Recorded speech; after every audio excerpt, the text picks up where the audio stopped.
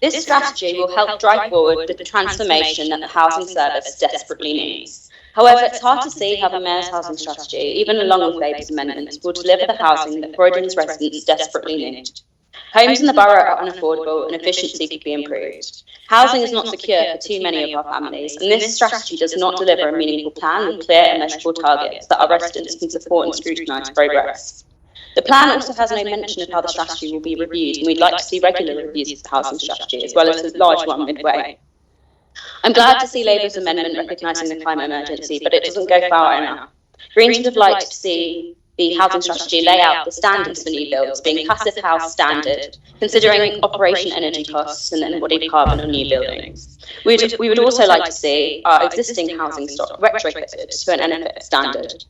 Croydon needs to fund a programme of retrofitting and thermal insulation, which will save residents money on heating, reduce damp, create livable jobs and improve health outcomes. A new wave, the Social Housing Decarbonisation Fund, was launched in November, and other pots are available that the council could apply to. Existing homes and buildings should not be demolished. Refurbishment must be prioritised, and buildings must be brought up to modern standards, reflecting the need for adequate modern fire and safety measures. Demolition should be a truly last resort. The council should work with housing associations and private landlords to ensure that they are also delivering to the housing standards required, but Croydon Council should lead on this with its own housing stock and demonstrate what good practice looks like. It was good to see the Labour amendment includes the setting up of a private renters forum and the introduction of a landlord licensing policy, which we believe should be borough-wide.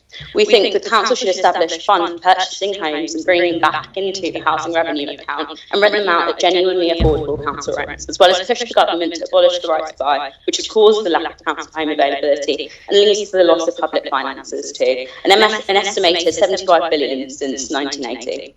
On homelessness, we'd like to see the expansion of Housing First approach, and we welcome the Home Scrutiny Subcommittee's recommendation that staff should be trained to detect and tackle abuse-related issues.